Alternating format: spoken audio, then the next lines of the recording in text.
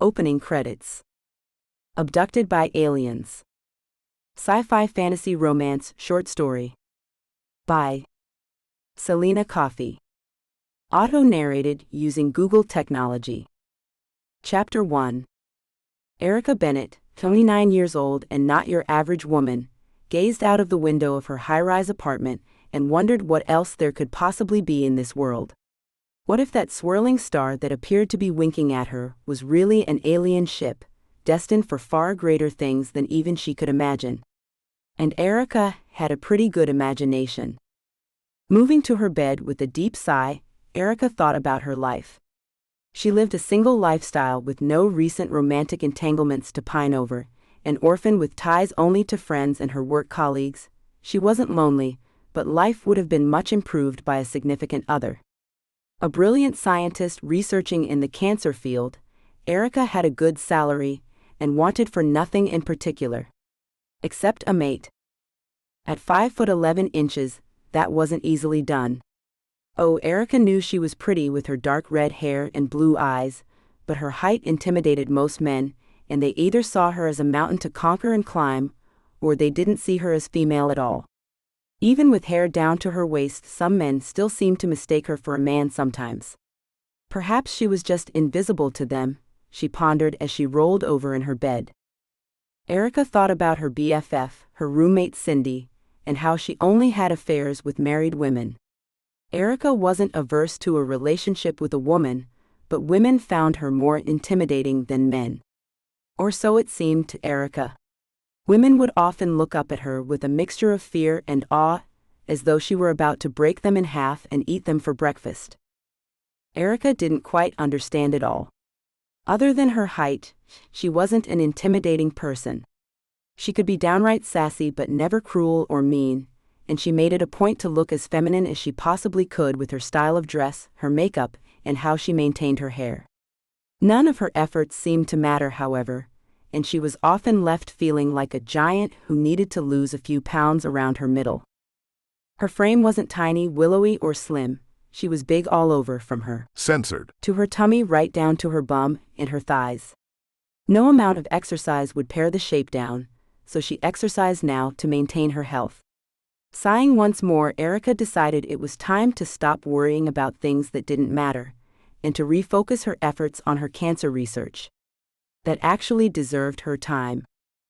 Reaching into a drawer of her bedside table, Erika took out a bottle of pills and popped one into her mouth, swallowing it with a glass of water. She needed to sleep tonight, if she wanted to be clear-eyed for her grant meeting tomorrow.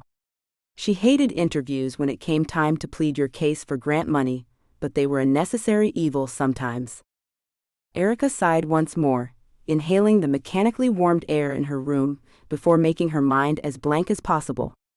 Sleep, all you need is sleep, my dear, she told herself as her body finally fell quiet and still. At some point in the night, Erika woke up with a start. Unsure of what had caused her to awaken, suddenly Erika sat up, listening to the silence that greeted her. It was the silence that was the problem, her sluggish brain finally told her. The power was off. Erika fell back on her pillows and looked at the battery on her mobile phone. It had a full charge, so the alarm would go off in the morning. Closing her eyes, Erika promptly fell back to sleep, never noticing the man that was standing in a dark corner of her room, watching her with fascination. The man moved quietly around the room, noiseless despite being 6'5", with the muscled weight to match. The big man's agility was on display as he looked at the pictures on Erika's dresser, as his fingers played over the metal and stones he found in her jewelry box, and finally as he squatted down beside of her in the bed, watching her face in the moonlight as she slept. His fingers itched to reach out and touch her smooth, almost poreless skin. It was pale, translucent even, and he thought it the most beautiful skin he'd ever seen before in his life. Skin made for cold climates and dark days. Or deep space, where light wasn't always readily available. Yes, the Guardians had made a good selection with this one. She would be useful to the people she would serve, and she would birth fine, strong children. The man smiled as he took out a small silvery device and pressed two of the buttons. A white light appeared out of the device that slowly filled the room, engulfing the two people in the room in its white light before blinking out. An observer in the room would have to rub their eyes after the light became so intense, but upon clearing their eyes the viewer would notice two things quickly. The bed being gone would be the first thing they noticed. The second would be that both of the people were gone as well. Erika awoke for the second time in her sleep cycle, but thought it must be time to get up by now. It felt as though she'd been asleep for days. Stretching with her eyes still closed, while she let out a large yawn, Erika noticed that the sun wasn't burning into her retinas through her eyelids, as it usually did this early in the morning. Thinking it must be a cloudy day, Erika rolled over in her bed, snuggling into the cool side of the bedclothes on the other side. That was part of the reason she'd bought a king-size bed, so she could snuggle into the cold side in the mornings before she got up to spend her day in uncomfortable shoes and clothes she hated. Stretching out once more and inhaling deeply, Erika finally talked herself into getting out of bed, but noticed the air had an odd smell to it. She couldn't smell the scent from the oil heater that was always plugged in, a scent that always made her think of her dad's cinnamon French toast, and there was an odd hum in the air and vibration that she hadn't noticed until now. Sitting up suddenly and opening her eyes, Erika let out a yelp of surprise that quickly went from confusion to fear. Where the heck was she? Because wherever she was, this wasn't home. Oh sure, she was in her own bed. Those were the sheets and duvet she'd chosen because of the softness of the material, but this was most definitely not her room. She didn't have dull gray metal as flooring. Her room had dressers and stands with a table for doing her makeup at. This room had odd couches built into the half-circle walls, and there were drawer faces along those walls. Which brought her to the most basic aspect of why this was not in fact her room. The room was a circle without windows. Suddenly Erika realized she was dreaming and laughed at herself. All right, nice trick, brain, but let's wake up now. I have a very important meeting to get to today, she said out loud as she slid out of her very tall bed. Obviously her brain didn't want to cooperate, so she might as well look around before she did finally wake up. Dreams like this were always a curiosity to Erika. She wondered what her brain was hiding in those long lines of drawers, and went to open one. Socks and underwear made out of a very soft but odd material. Very silky but clingy, and in a shade of purple she was certain she'd never seen before. Other drawers held shirts and pants, another held shoes, while yet another held oddly shaped dresses. Her brain was creating some very fascinating clothing, at least. It must have been that comment about clothes she hated. The pants and shirt looked serviceable, but comfortable in a soft, warm material. Almost a very high-grade fleece, perhaps. The other drawers contained personal items she knew were from her real room, her earrings and watches for instance, and some of the books she'd not managed to read yet. Wondering what that uniform would feel like, Erika went back to that drawer and pulled out the yellow outfit. A light lemony shade, the uniform almost looked like night clothes, but there was something that told her this was for daily wear. Erika went around the room, trying to figure out what to do next, when she realized there was no door. And she needed the bathroom urgently. All right, brain, now would be a really good time to wake up.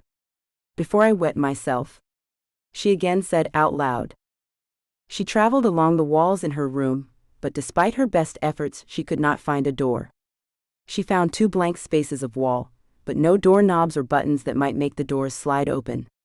As the pressure in her bladder increased, Erika started to fidget, trying to pinch herself awake while talking herself into the task. Come on, I need the loo, and we all know what happens if you wee while you're asleep. You wake up to a wet bed, so come on, wake up and go to that bathroom, Erika demanded of herself. Nothing happened, but she did hear a faint sliding sound as she stood in the middle of the room. Turning, she saw bright lights and lots of whites. Erika walked into the room and saw a bathtub, a shower stall, and a nice gleaming shiny white toilet in one corner. She rushed to the toilet but then looked around. No, I'm in some kind of nightmare and my brain is being a total joker. I know what's going to happen if I use that thing. I'm going to wake up in a soppy puddle. Near to tears, Erika went back out into the room, hoping that if she thought about something else, her mind would stop messing with her. Fluffy little kittens that scratched you awake, or dogs that stuck their cold, wet noses in your face in the morning to ask for food. Obnoxious alarm clock sounds that begged you to slap the offending device. The sounds of morning traffic. But nothing worked. Every time she opened her eyes, she was still in the foreign room. "Won't somebody please wake me up? I can't take much more of this," she said to the room at large. Another door slid open as she voiced her request, and one of the tallest men Erika had ever seen walked into the room, blocking out whatever might be behind him. He paused in the doorway as the door slid closed and observed Erika. The man was so tall even Erika had to look up to see his face, and when she did, she saw the most beautiful pale green eyes she'd ever seen in her life. A very light jade color, with sparks of a yellow color spread throughout. His hair was dark, and despite the obviously severe black uniform he wore, his hair was shaggy and tousled. He had a strong jawbone, sharp cheekbones, and looked like an obviously fit man under the tight uniform with cargo pants cinched at the boots around his ankles, but his skin was pale. Paler than any she'd ever seen. "If you're here to tell me you're a vampire and I'm your new queen, just save it, buddy. I don't go in for that sort of thing," Erika informed him. He may be beautiful, but she was dreaming. Maybe he'd stop being a vampire and turn into one of those surfer types if she thought about it hard enough. "I beg your pardon, Erika?" the man asked with a quizzical look. "Vampires? You know, those blood-sucking creatures that own the night? I don't really get off on having my body fluids sucked out of me," she said, placing her arms over her. Censored. In a defensive manner. "Ah, I see. No, I do not belong to that race. My name is Varl, and I am one of the Guardians of the Terra Galaxy, the Milky Way as your people call it," he said, stopping when Erika smirked at him. "Oh dear, my brain can think up some truly astonishing scenarios. An alien? Are you trying to tell me I'm dreaming about being abducted by aliens? Am I about to be probed? Because I refuse to consent to that as well," Erika said, her smirk still in place but playing along. "Dream? No, this is not a dream. I took you from your room last night because you were next on our list. The Earth will soon be destroyed, and we are saving as many as we can before its destruction. This is your home now." "Right," she said, drawing out the vowel sound. "And I suppose that toilet back there is really real?" "Of course it is, and it's perfectly serviceable if you should have need of it." "Aha. So you really are my brain just trying to get me to wet myself. What a sick thing to do. I'm going to call a therapist as soon as I wake up, you can believe that," she said, flouncing over to a couch to sit down. "No, as I told you, you are sentient and awake. This is not a dream," the man said calmly and patiently. "Look, fella," Erika said, deciding on a tough persona, "you may be the hottest thing to hit the planet since Brad Pitt was born, but you're either a few biscuits short of a full tin or I'm asleep. I just need to wake up, that's all." Erika looked around and tried to ignore her bladder, but the longer she waited, the more it hurt, until she finally had to get up and go to the bathroom. Maybe that first moment would be what finally woke her up, she pondered as she headed to the bathroom. Unfortunately, she was able to finally empty her bladder, but she did not wake up.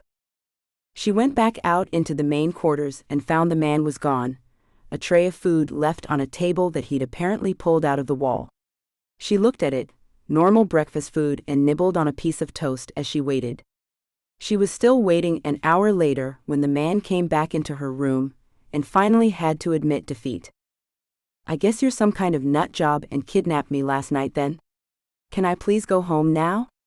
I mean, you're obviously brilliant. You've built this really elaborate room after all, but you must be crazy to kidnap me. Me of all people." She was all but shouting at the end of her speech. "I am not insane if that is your implication, and you are not on Earth anymore. Let me show you," Varl said, moving to a flat panel along the wall. "We've made it our mission to save as many people and species from Earth as we can," Varl said as the window slowly slid open. Erika moved to stand beside of him and immediately noticed his scent and just how very attractive he was. He had beautiful lips for a psycho. As the window opened, Erika's jaw dropped. A view of black space with a large globe spread out before her. We have not chosen people based on looks, riches, or fame, but solely on their usefulness to other humans and how well they will be able to cope. You see that ship there? It's bringing more people in as we speak. Varl pointed to a shape, docking along the back edge of the ship they were currently on. Oh come on, you're pulling my leg, how did you do it? Is this a giant television? She scoffed, trying to pry up anything close to a layer on the screen. I'm afraid I'm not, Erika, follow me please. Varl said as he left the room. Chapter 2. As you can see, Varl said as they traveled up a windowed elevator, the ship is really quite large, but our technology allows us to hide it from your governments on Earth. Erika looked around, noticing aliens that she'd really label as aliens, some with blue skin, other with a variety of shades of green, and so many shapes and sizes that her head began to spin. Varl caught her as she stumbled, and thought again of just how beautiful she was. Gazing at her last night, Varl knew that Erika was special, and that she was somehow going to change his life. Women from his world were tall and big, the puny weaklings and string-thin women of Earth stirred no passion in him at all, but Erika did. Beautiful, smart, and courageous, he adored her already. As he looked down on her now, he felt his heart stirring, knowing her world was about to literally implode. These kinds of events could devastate the beings the Guardians took from their planets, and he wanted to ease that pain. But soon the full nature of her predicament would be revealed, and Varl hoped she was strong enough to deal with it. He'd be there for her, he promised himself. He moved her through a large open room once they'd left the elevator, and Erika saw other people that at least looked human, and gave tentative smiles when she saw them. She didn't say much to Varl, shock taking the place of denial as she moved through the ship, and when he finally put her on a couch by the windows, she was grateful for the moment of rest. A ripple of sound began to move through the assembled crowd, and a loud voice broke the buzzing noise as people crowded around the windows. Sentient beings of Earth, we welcome you. We are the Guardians of the Terra Galaxy, and it is our mission to preserve your lives until we can place you on a new planet to rebuild your societies. Earth has taken a lot of abuse from you all, so we hope you learn a lesson here. Watch now as the Earth reacts to the drilling, the fracking, and the mass removal of ore that kept your country weighted and balanced. There was no actual speaker, just a voice that everyone seemed to be able to hear. Erika looked out of the window in time to see red lines flaring from her planet's volcanoes, continents tearing apart from the subsequent earthquakes, and plumes of black smoke began to erupt and envelope the entire planet. The Earth was swallowed in smoke in minutes, and the assembled people around her all reached out for each other, knowing that everything had just burned. Erika's hands were enveloped by two others as they all stood watching, and she looked back at Varl, despair shining through her tears. It's all gone? She asked, her voice thick with tears. Yes, I'm afraid it is. Varl replied in a soft and kind tone. Erika looked back at the Earth burning in front of her, and knew that her life was going to be far different now. She wasn't dreaming, Varl wasn't just a crazy kidnapper, and this was her new reality. Over the next few days, Erika spent time with the other refugees from Earth and found quite a few new friends. Most seemed to realize they were the last of their kind and needed to make the most of it, not engage in some power struggle, and settled into life aboard their transport ship. The ship was huge, miles long, and if the numerous decks were any indication, there were miles yet to be explored. Erika spent a lot of time exploring the ship and learning about the planet they were going to inhabit next. The planet hadn't been given a name yet, but it was very similar to Earth, despite the geography being very different. Erika also learned about the Guardians. Not just a single species, the group was made up of people from across the galaxies that spanned space. Far more advanced than Earth and its humans, the Guardians had the knowledge that could move them through space and time within a fraction of the time calculated by Earth's scientists, and knowledge that would make inhabiting their new planet a much more pleasant endeavor. Although there was a hierarchy in their system, most Guardians seemed to be on equal footing, and all were trained military experts. Founts of knowledge with the skills of soldiers from across the galaxies, The Guardians were a formidable lot that took their job seriously. Erika wondered how they spent their downtime, but hadn't been invited to find out yet. She'd grown to respect Varl over the last few weeks, and her attraction to him had grown. His tone body was perfect, but her attraction was to the intelligence of his mind, how he looked at her as any normal person, not just a giant, and how he sought her out to ask her opinion. What she thought and felt mattered, and that was new for her. And most of all, he could make her smile even when she was sobbing. Erika thought back to that day when Earth had erupted, and remembered how he'd taken her in his arms when her sobs began, and how he'd comforted her with soft stroking hands and soothing words. Varl didn't have to do that, but the man who sometimes looked as if he were made of stone, his face was so rigid, had chosen to. Erika missed the feel of those arms now, as she looked back at the area where Earth was. All that she could see of it was a glowing orange-red dot, like an oddly colored star. She remembered her BFF in that moment, her friends and colleagues, and hoped their deaths were quick and painless. Letting go of a great sigh, Erika prepared for another night of dinner with her new friends, and went to her room to change into a dinner gown. Only in the dinner gowns were color, vitality and individuality allowed to be shown. The one Erika now wore was an emerald green concoction of what looked like tiny, leaf-shaped iridescent scales with swirling blue and white sapphire-colored gems. The dress wrapped around Erika's neck and under her right arm, the only place it was actually held together, as it draped down over her body, revealing flashes of skin. She'd have never worn the dress back home, but things were different now, and she liked how her ribs would occasionally show through, or her thigh. Walking over to what she now knew was an intercom, Erika answered the incoming call. "Erika? It's Varl. I thought I'd take you out tonight if that's all right with you," he asked in his gruff way. Sometimes his requests sounded more like instructions. "That's fine with me, Varl. I'd love to join you for the evening," Erika let him know, amused at how they still used references to time despite the fact that the light never changed in intensity on the ship. It always looked as though it was night, to her. "I'm waiting outside for you," he informed her, and Erika opened the door, letting him know she'd heard him.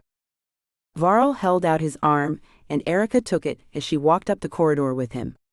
Nodding her head at people she knew and smiling at others, Erika tried to remember the many forms of etiquette preferred by the variety of beings on the ship.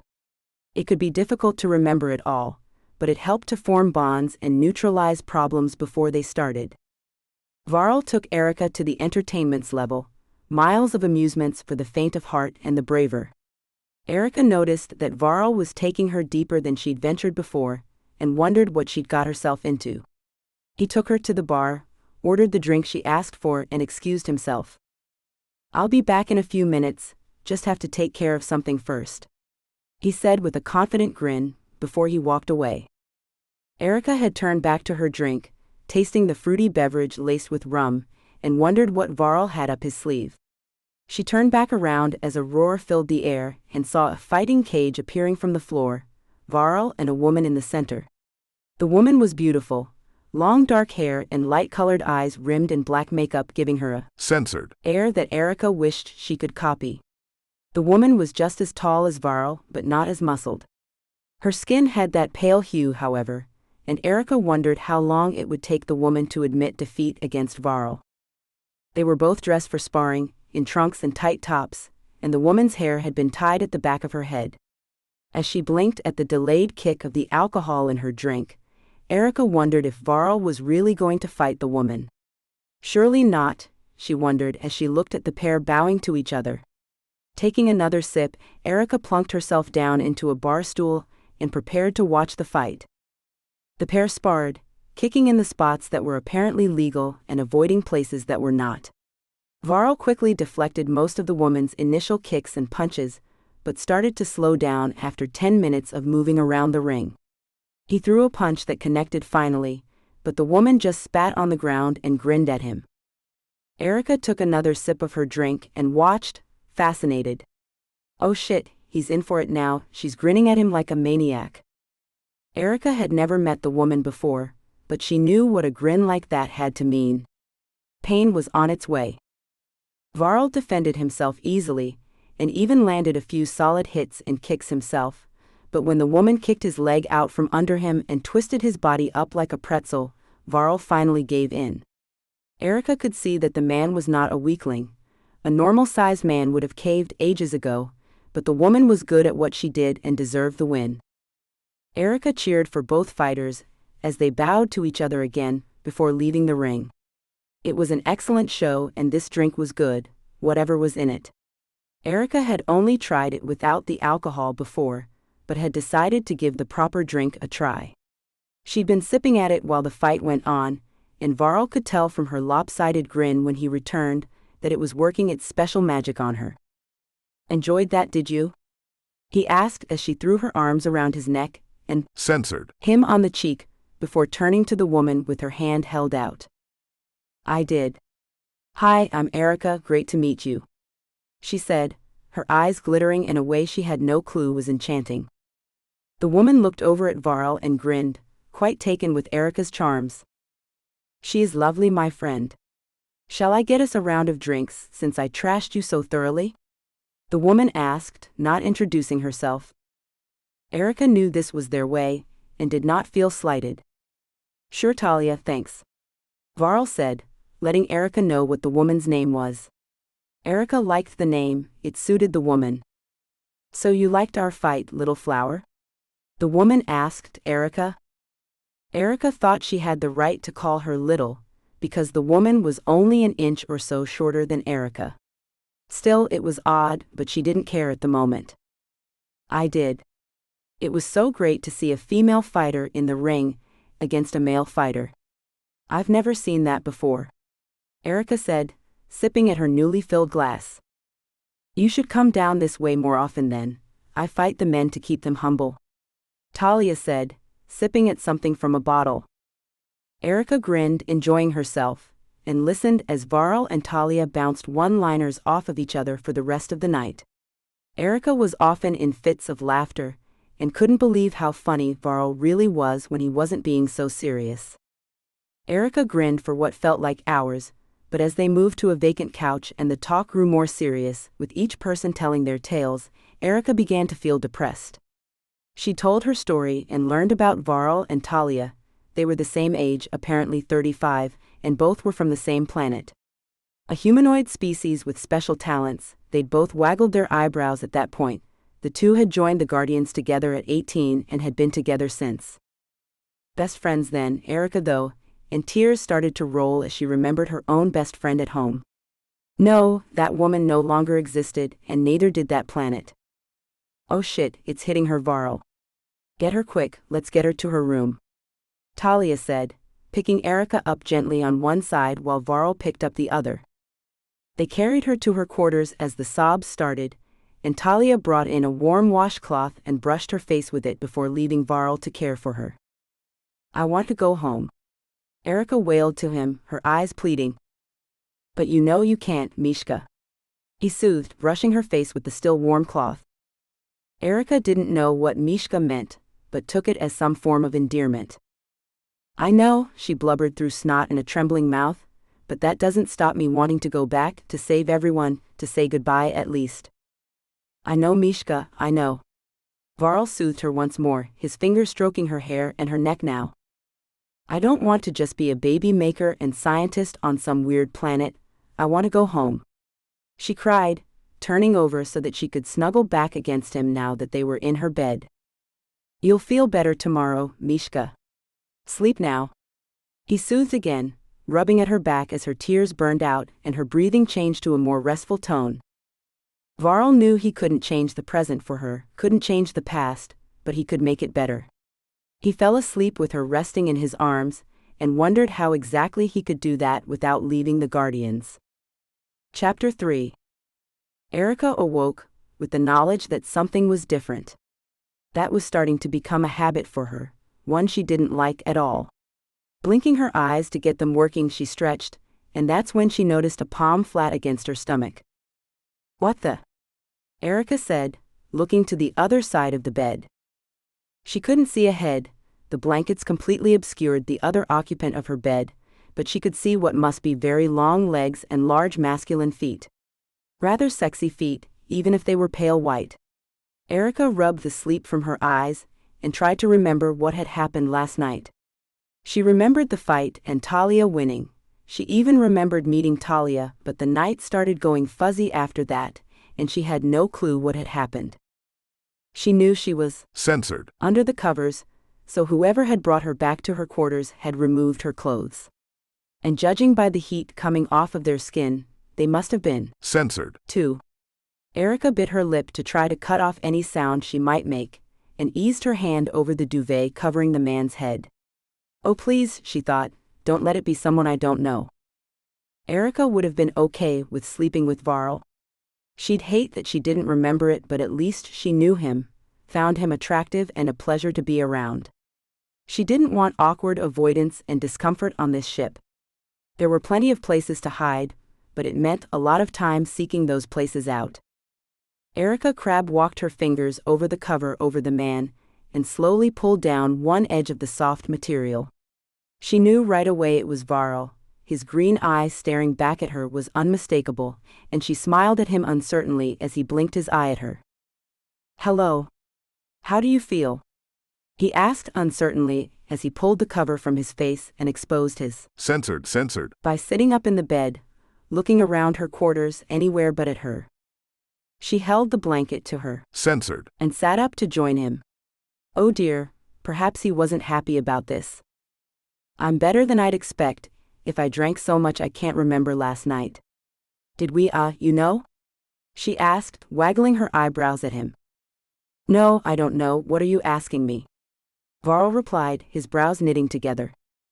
Censored. Big boy, did we do the nasty? Do the deed? Bump uglies? Play hide the wiener? Make the beast with two backs? Did we engage in intercourse? She concluded her litany of euphemisms with a saucy grin. Erika tried to pay attention to her body, but didn't feel as though she'd been making hot love with a man that had to be well endowed.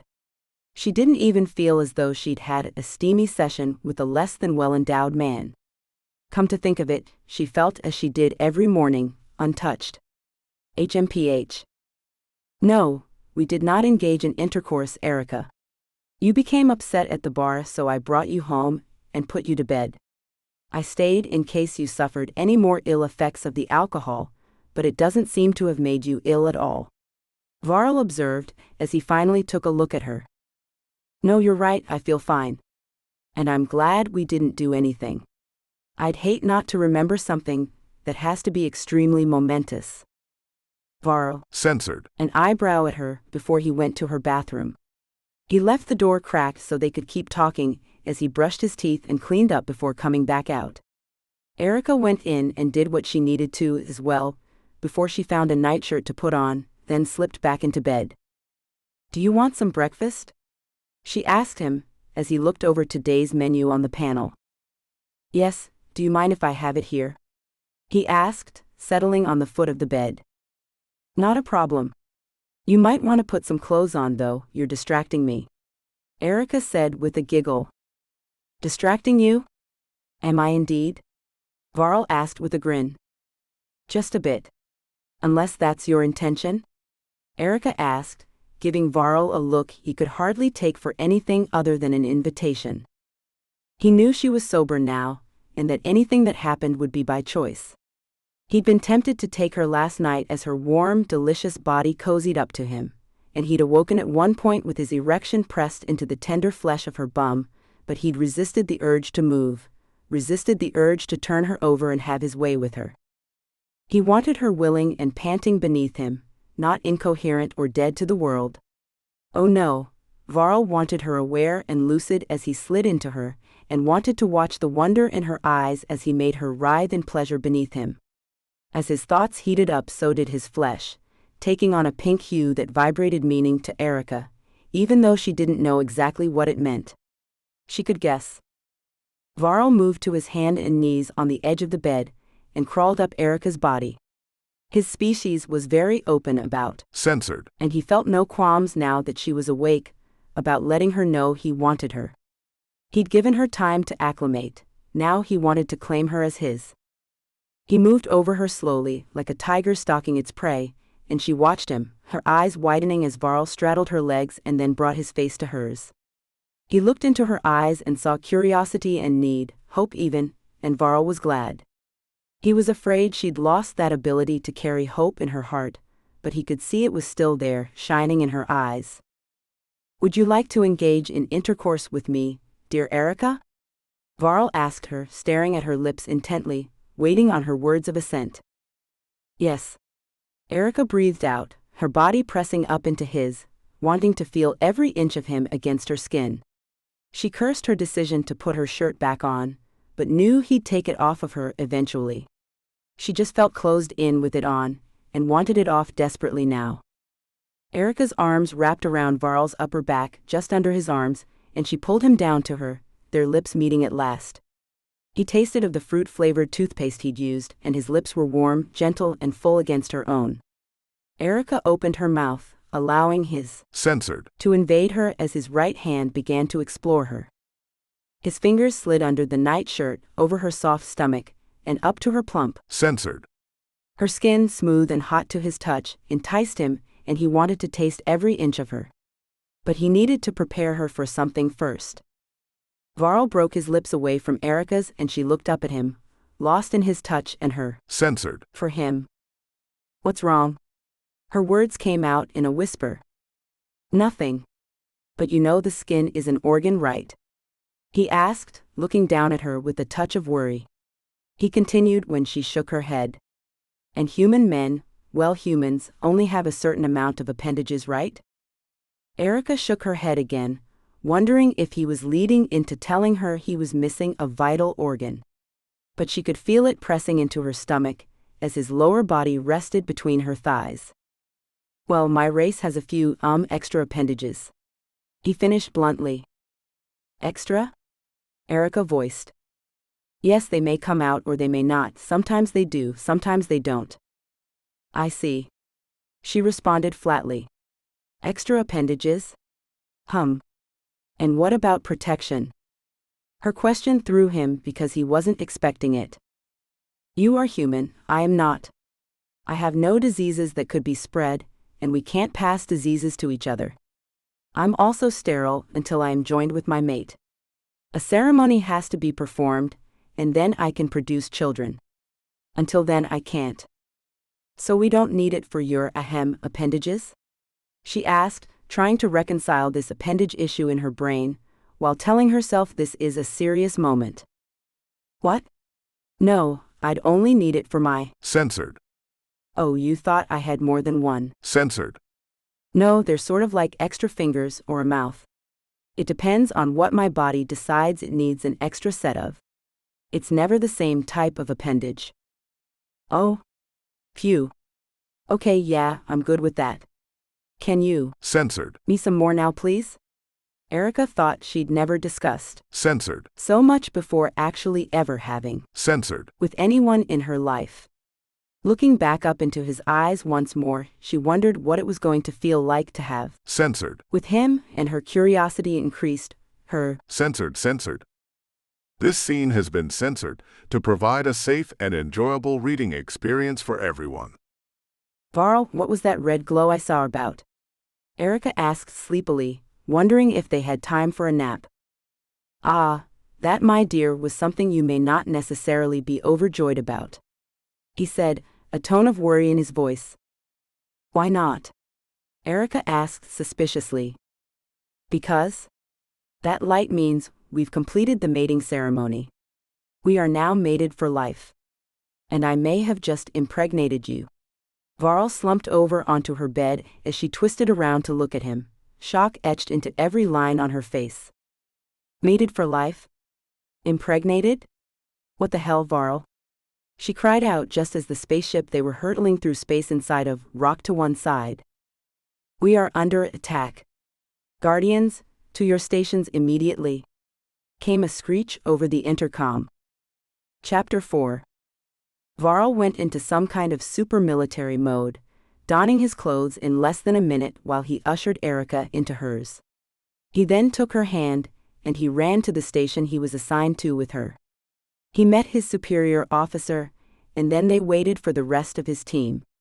Once they'd all arrived, the superior gave orders, and the assembled crews made their ways to the areas designated by monitors as the places the ship was being attacked. A weapon of some kind, huge and mean and black, appeared in his hands, and he held his fingers to his lips and made his way to a cargo area of the ship. Erika followed behind, back to the wall and creeping low so as to not make herself a target. They spotted a pair of intruders and Varl shot at them, pulses of light shooting from the weapon. Erika heard a loud cry as skin began to sizzle nearby, and she looked over to see one of the intruders, some kind of death metal fanatic from the look of him, with some leather mask over his lower face and nose with only a slotted hole for his mouth, rolling on the ground. "Give up, Guardian, and we'll let you live long enough to watch us breed your women," the other one called out.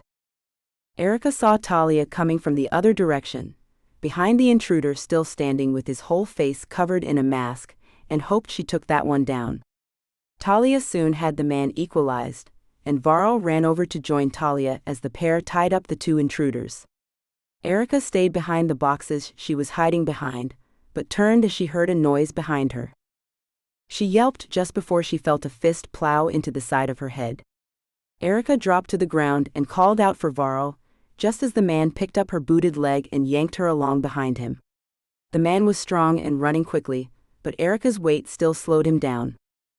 "You're heavier than the other women, but you'll do," the man said, just before his head exploded into tiny fragments. Varl pulled Erika into his arms just as the alarms finally stopped sounding, and a voice overhead gave the all clear. "You're safe now, darling," Varl cooed to her, as though she were a delicate flower about to wilt. Erika punched him in the arm and sat back to glare at him. "I'm fine, stop that." She growled at him, but then she leaned forward to Censored. him. "Thank you." "Not a problem, Mishka. I do it again," he promised. "I think that's all of them now. Damn space pirates. They've watched too many Earth movies over the years." Varl growled as he kicked at the body being moved by a medical team. "Space pirates, huh? Is their ship painted black with a Jolly Roger flying on it?" Erika teased. "Actually, you couldn't describe it better," Varl said deadpan. "You're joking?" she asked with a grin. "Not at all. Now, let's see what else we need to do to recover from this." They learned from an announcement that only one human male had been killed when he tried to protect a female companion, but other than that the pirates had all been neutralized and the threat was over. "Yes, the threat is over for now, but we always have to be aware there is danger out there.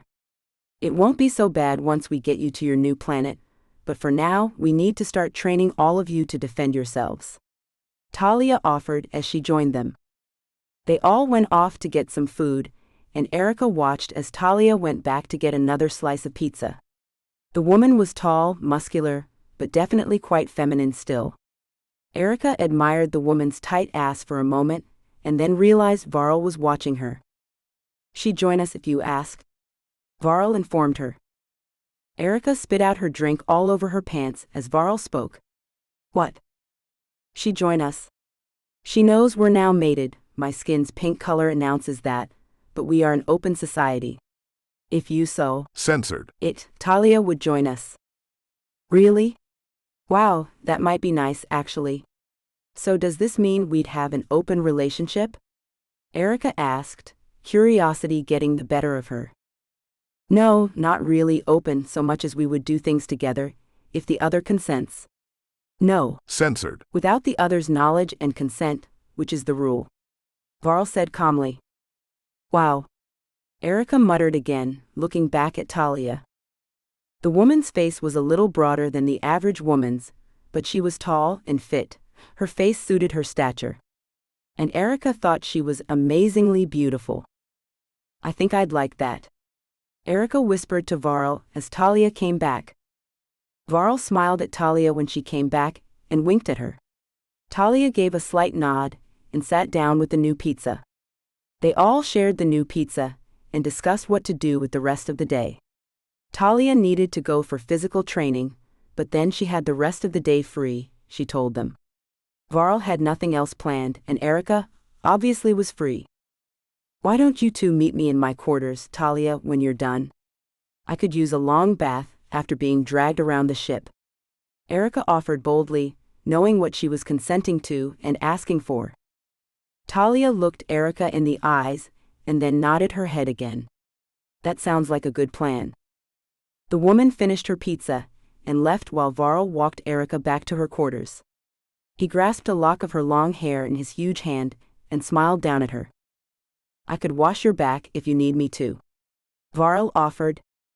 No, go have a nap, a shower, something, but come back later. I know your stuff is being moved into my quarters, but give me some time to get ready. I'd like to prepare myself for this. Erika said, taking her hair out of his hand and pushing him away from the door.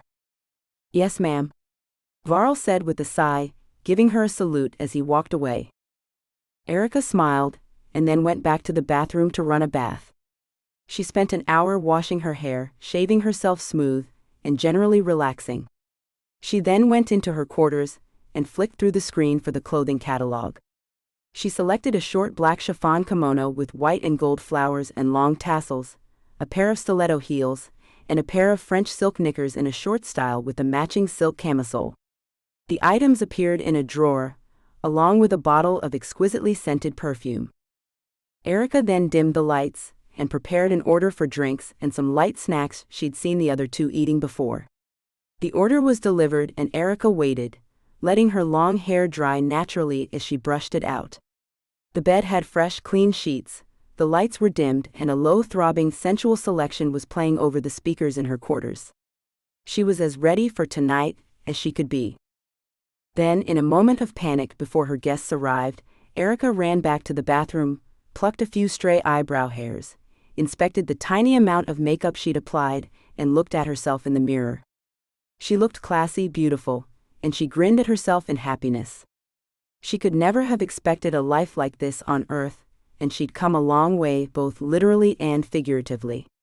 She not only had a mate now, though she was going to have to get used to that idea, she had other people, potential lovers that found her attractive and beautiful.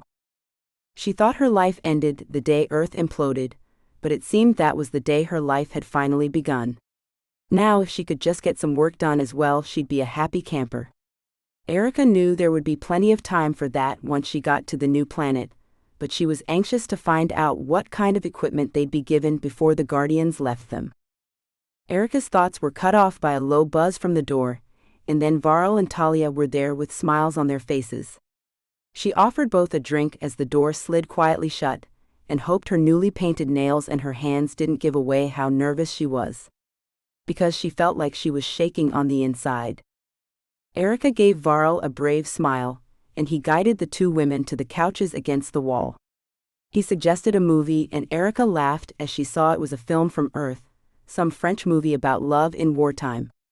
Erika soon became engrossed in the subtitled film, and jumped when she felt Talia's hands slide up the leg she'd tucked under her bum. This scene has been censored to provide a safe and enjoyable reading experience for everyone. The window panel in her room slid into the wall, and a voice announced that they were now orbiting New Earth, the name used for now. Erika looked down at the blue planet with white clouds billowing across it, vast lands stretching across its surface. It wasn't Earth, but it was very similar. Erika smiled through the tears that suddenly formed in her eyes, and hugged Varl tightly. Why the tears, my darling? He asked, brushing the moisture away. We've only just begun, and I have to leave you now. My heart's breaking, but it's joyful at the same time. I don't want to leave you. She ended with a sobbing wail. Oh Mishka, I'm not leaving you. I'll be part of the security detail, I'm going with you. Besides, as your mate I cannot leave your side for long, we'd pine away if that happened. We are never going to be parted for long, my love, never. Varl assured her, holding her tight to him. Promise? Erika finally sniffled out. I promise, Erika. Varl swore with another. Censored. Good, because I'd hunt you down and kidnap you if I had to. Erika said with a giggle, before looking out of the window once more, safe in the arms of the man she loved. Out there was her new home, and it promised her far more than the old one ever had. Thank you for reading my book. If you like this story, I think you'll enjoy my book. His to take. A big favor to ask. I would really love it if you could take a few seconds to leave me a review. Thank you so much in advance. About the author. Selina Coffey is a romance writer who lives happily in London with her husband and son. She is a hopeless romantic who grew up always believing in love, and she is not ashamed to admit this. It is this belief that makes her so passionate about writing crazy love stories. A stereotypical girly girl, she loves shopping. So whenever she gets a chance and the spare cash, you will probably find her browsing online for the next pair of shoes to add to her collection. You can find her online at www.selinacoffey.com. Contact her at hello@selinacoffey.com. Closing credits. This has been Abducted by Aliens. Written by Selina Coffey. Auto-narrated using Google technology. Copyright 2024 by Lovie Books Limited. Production copyright 2024 by Lovie Books Limited.